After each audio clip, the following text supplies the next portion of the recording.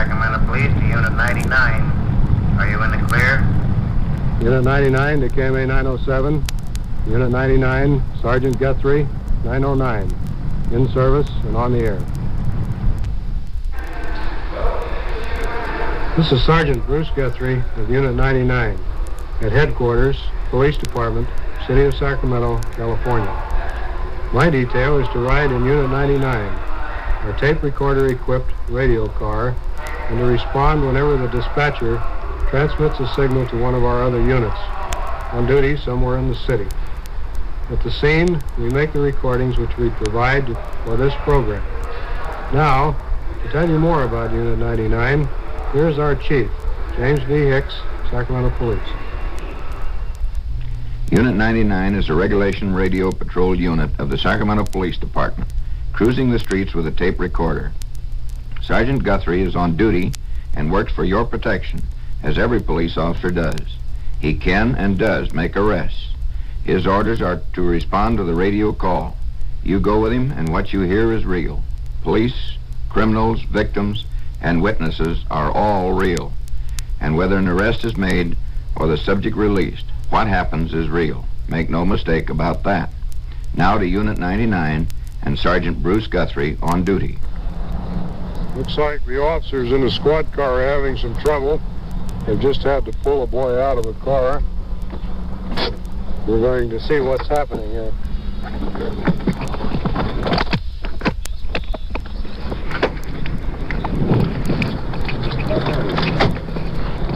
Oh, tell me what's the trouble? Well, now we drove up here to the stop sign, saw these two cars driving fast down the street here, and this fellow here pulled across through the... As soon as he stopped here, this boy jumped out and jumped into his car and started beating him. And this boy pulled on across the intersection and stopped. This boy that you have in the car started beating him? So we haven't gotten the details yet. Haven't got down to the details. Well, let's go talk to the man that was driving the car and find out what his story is. Hello, Walter. I didn't want to start any trouble, so I turned off. And they followed me. You cut him off? No, I didn't cut him off. You say you pulled up to a stop sign? We pulled up to a red light. Then what happened? And the light turned the color as we come up to it. And there was a car in front of me. Yes. And they were behind me. They'd give me the razz at one stop sign, see. Mm-hmm. Then what happened? And excuse me, I'm shaking. I mean, I'm no kidding. I mean, you have somebody jump over your seat like that. And so they were playing me along. Mm-hmm. What'd they say? Did they say anything? They razzed me. I mean, I'm by myself. I have my top down. I'm driving a convertible, and you know what a convertible is. I mean, you're a policeman. So anyway, so this car's in front of me, and so they razzed me at this stop sign. So anyway, I pulled ahead of them, and I wasn't dragging them or nothing. I mean, I just pulled ahead of them. So this car, I don't know how it happened, but anyway, I got in front of them. Mm-hmm. And where was this at? This is right up here. I turned at 24th and Broadway. This is between 30th. This is between 28th and 24th. So when we come to 24th and Broadway, I turned because I figured, well, there were two guys in the car and they were going to start trouble. And I knew it. So I turned. Well, they were out on the outside lane. And I was the inside lane, and I turned, and they cut over, and they turned and followed me. So I turned back on X Street, or what it is now, X Street, I guess, on one of the railroad tracks. I turned back, and I went back to about 26, and they still followed me, and they started saying, you know what the usual sayings are. They followed me. So I turned down 26, I think it was 26, got back on Broadway, turned again, and I admit I went through that stop sign a little bit fast because I didn't want any trouble. There was no cars coming, but still I didn't want any trouble with those guys. There was two of them, there was only one of me. And I kept on coming down, and the next thing I knew, I stopped down here at this stoplight, I mean, I wasn't going to go through it. It's a main thoroughfare through here. Yeah. And next thing I knew, there was a guy on top of me, and the next thing I knew, you guys pulled him off. That's all I know, and I don't know what I would have done if you hadn't. Do you know this fella? I have never seen him before in my life. I mean, I'll tell you the honest truth, I haven't even seen him yet. But as far as I know, I don't know him. Would there be any other reason for his... Oh, I don't know of any other reason why. I don't want to say anything against him. I don't think I did anything to provoke him, but nevertheless, I'll wake up in the morning and I'll know it. What did he actually do to you? In my car? Yes, you say that he came over the back seat at you? I came to the stop sign right there. Yes. And the light turned green. Before I got across the street, the guy was in my back seat and over my front seat, and he was swinging at me. It looks like he has hit you in the mouth. You're bleeding. He's hit me in the mouth, and he has hit me in the eye, and he's hit me on the cheekbone. Now, I don't want to say anything against the guy. I mean, I don't want to cause any trouble for anybody. But nevertheless, the thing is that I will wake up in the morning and you're going to have a knot on your head. Yeah, you'll see it. And I'm not very happy about it. Nevertheless, why? Are you going to advise this man on his rights here, Walter? Yes, Sergeant. I wish you would tell me what I should do. I don't think I've done anything wrong, but nevertheless, you're in a better position to know than I am. Well, do you want him arrested for battery? No. You don't want him arrested for battery? No, because I'll tell you why. I don't know what the fellow has been drinking. I don't know. That's your business, not mine.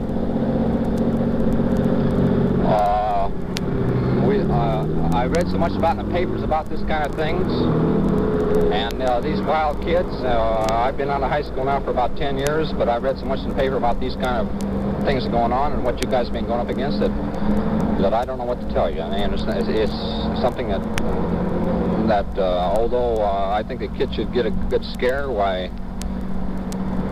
The only way we're able to stop things like this is with the cooperation of the rest of the citizens. See, you're putting the police department in a bad position. The man has committed a battery on you. Now, it's up to you to have the man arrested. If you want it to be stopped... How much is it going to cost me? It's not going to cost you anything. The only thing you're going to have to do is appear in court and testify against him if he pleads not guilty. However, the officers both saw the action. They saw the man beating on you, and they pulled him off of you. I know. You, as a citizen, should have the man arrested so that it would protect other people. It'll show these kids that they can't get away with this kind of stuff. Well, tell me this. Will it show these kids, or will it make them worse? That's the thing I'm interested in. I think it would help in this particular situation. It might I mean, here's the thing. Has the kid been drinking? That wouldn't make it well, yes, right. It would. Well, no, it wouldn't make it right. It wouldn't make it right, but has the kid been drinking? If he has, it would make a difference. If he was sober, I would swear it in a minute. But if he's been drinking, I mean, that's a different situation. Well, we'll go over and talk to this other boy. You wait here a minute until we find out what his side of the deal is, okay? All right. I'm very happy.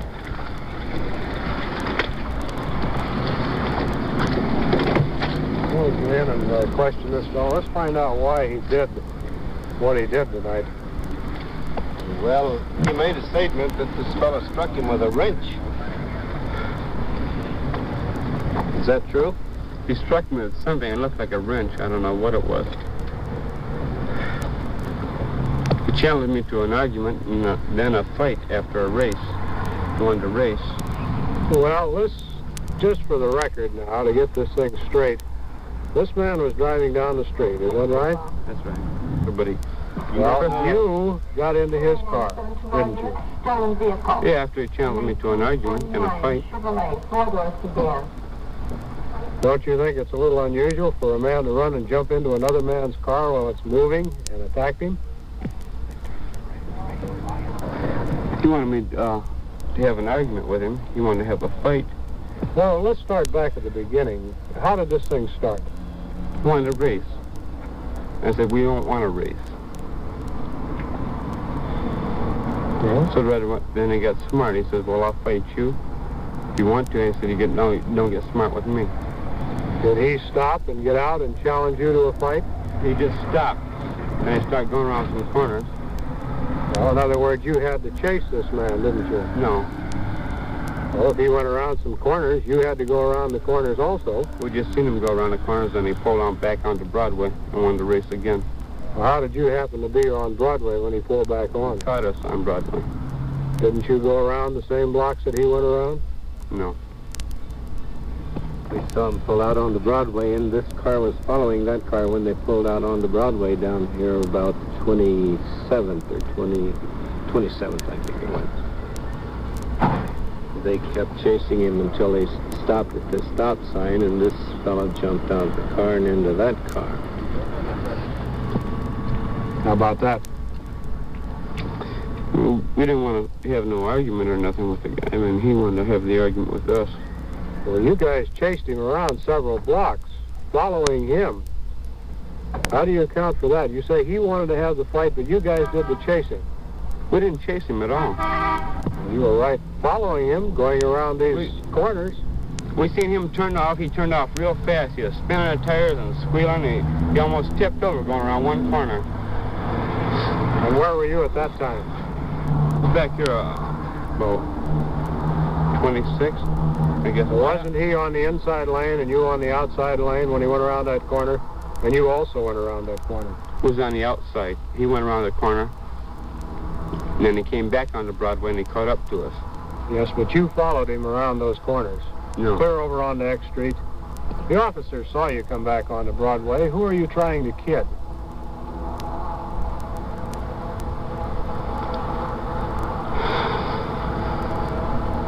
I'm not trying to kid no one.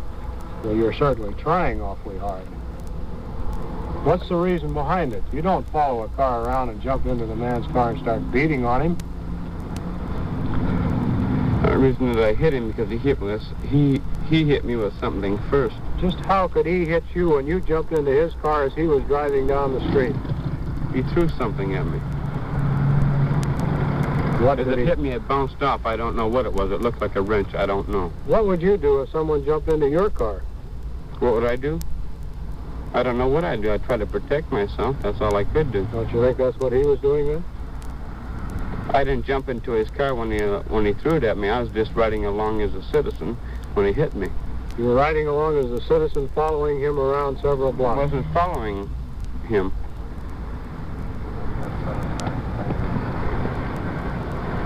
You did hit the man.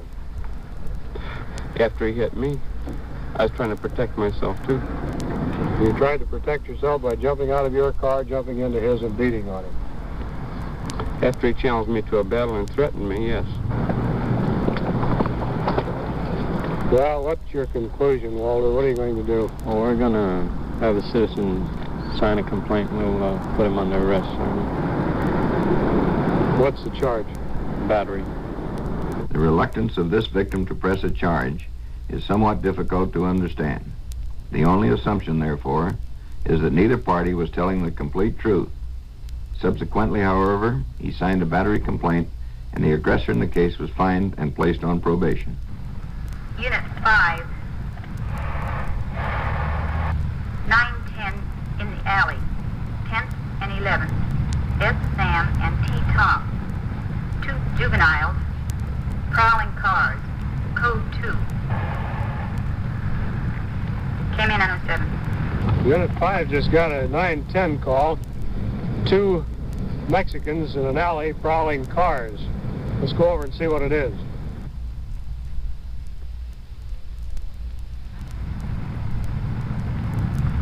Check 265273. Unit 5. Those 910s, 3 Mexican juveniles, are running into the alley. T. Tom and U. Union, 10th and 11th. Check 5, came in on 07. Just got word from one of the detectives that they ran into the alley 10th and 11th on T. 3 Mexican juveniles.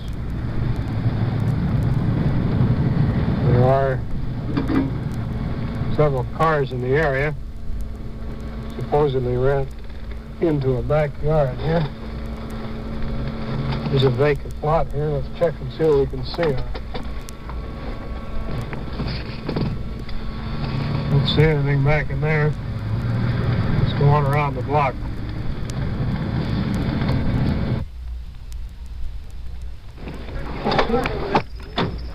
Looks like they got somebody. They run from here, right here, and they run over into the house over, and I mean to the yard over, and I went through the alley, and they never did come out. Where'd you first jump them up? Right here at the alley here. They were coming out of the alley where they were reported prowling the cars, and they come out of the alley, and just as soon as they spotted us, they started running. Where'd you pick this kid up? This one was picked up right across the street over there, hiding behind a tree, and the other two, I believe, went into a yard over in there. Got another car over there checking now. We'll just keep checking the area. Stanley, what's doing? What's doing? This kid and this girl here, you happen to recognize him. It's his brother. They were all in the alley there. I think maybe they're trying to pick up a car. You sure that these aren't the two that were... No, we've seen two break and run from here. I think there's one more left we have to get. Well, the other cars are checking around the area over there. Are you going to question this kid at all? Yeah, we'll question them. They all live over on the other side of town. They have no business around here anyway. You want to talk to him now? Yeah. You want to come out here, young lady?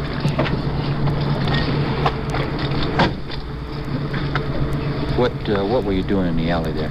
We went to the park, and then we went down to Harvey's, and we had a hamburger, and he was going to lock me home, and I lived afar, so I was going to go live with my sister. She lives right around the corner. And what were you doing in the alley? Well, see, we come from Harvey's, and we cut through here, and we was going to cut right to there instead of going all the way around the block. How old are you? 16. 16. Weren't you going to pick up a car there and go for a ride? No. Just went down the alley there now, just come out of it. Just went back in, right through there. Eli? Will you check that down the alley? Somebody stuck their head out between the garages there.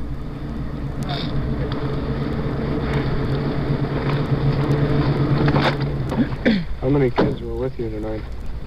Just my guy and Blackie. We was down at the park. Well, what did they run for? We didn't run. Well, the other two ran. I don't know what other two you're talking about. Well, this boy here we have in the car, wasn't he with another fellow? No, he was with us. He was with you? Mm-hmm. And what was he hiding behind the tree for when we drove up? I don't know. And what did he run 2 blocks away when we caught him? Can you tell us that? I don't know. Well, where was he going? Well, they were going to take me home, and then they were going to go home. How are they going to take you home? I live right around the... I was going to go home, but it's too far to walk because I might get picked up. Mm-hmm. And so, because after curfew, so I was going to go stay at my sister's house. I see. Well, I think we'll have to take you down and let the juvenile officers talk to you. Okay. You want to come out here? Can you step back in the car, please? What were you doing down the alley? In the alley? I was walking her home. And where does she live? And she lives way over there, but her sister lives over there. Oh, I see. Where were you tonight? In the park. In the park? Yeah. How many were with you? Just us 3. Just the 3 of you? Yeah. You sure about that? Yeah, I'm sure. I mean, we didn't see 2 other fellows run away. Well, I don't know. But you don't know about that? He was with me. So. And what was your brother doing out here and you 2 in the alley? Well, I don't know. I think he got scared and cut out because it was after curfew. Uh-huh. What was he scared of? There was nobody in the alley. Well, I don't know how come he's scared. He's scared of you guys. Mm-hmm. How old are you? 17. 17. You ever been in trouble before? Yeah. What for? Burglary. How about car theft? Nope. Never stole a car before? Just burglary? Yeah. I think we'll let the juvenile officers talk to you also. Okay? Yeah. You want to sit up here in the front?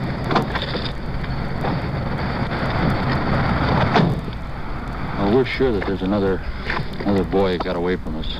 Yeah, there must have been one more in this outfit, but this looks like the 3 of them that were originally in the alley, don't you think? Yeah, definitely. What are you going to do with them now, Stanley? Oh, we're going to take them down and hold them. They're a violation of curfew anyway. We didn't actually see them prowling the cars, but they're up to no good. What do you got, Viegas? These are 2 officers in car 5. Mooney and the other officer caught this one. They're hiding in the, I believe it was in the backyard, wasn't it, Joe? Wasn't Bill, where'd you find him? Found him crouched behind some bushes in the backyard on T Street over there. How old are you, son? 15. 15. No, step away from the car there. What were you doing down the alley down in here? Messing around. You ever been in trouble before? Yes, I have. For what? Burglary. Burglary and what else? Stolen bikes. Stolen bicycles. What were you looking for tonight? No, I don't know. What were you trying those car doors for? Beg pardon? What were you trying the car doors for in the alley here? I don't know, just messing around, I guess. Looking for anything in particular in the cars? No. Looking for a car to take home? No. What were you looking for? I don't know, just looking.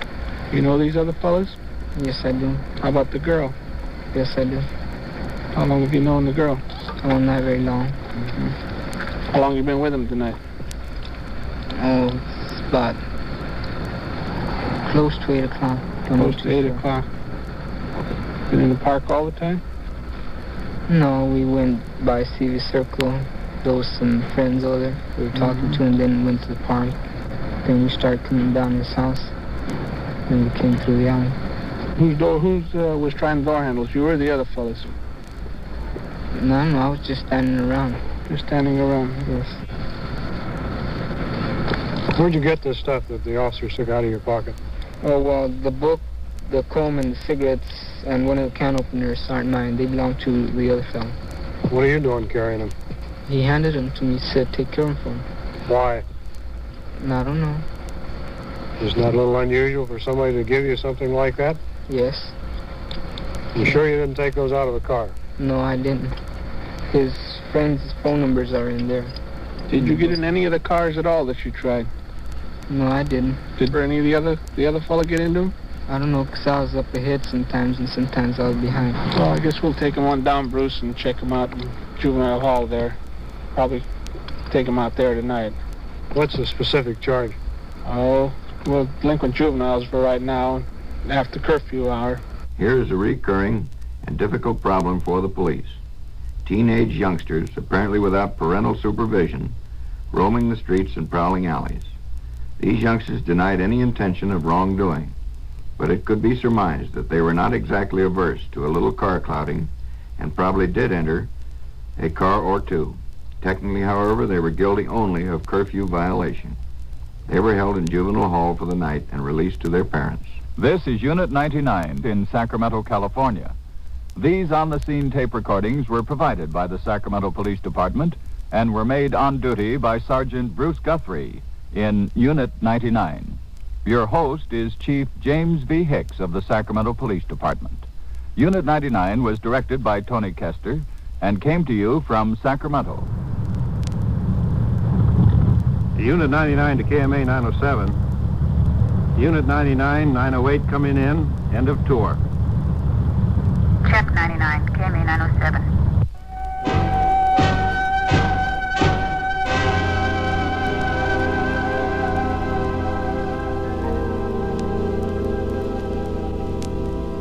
Unit 99 has come to you through the worldwide facilities of the United States Armed Forces Radio and Television Service.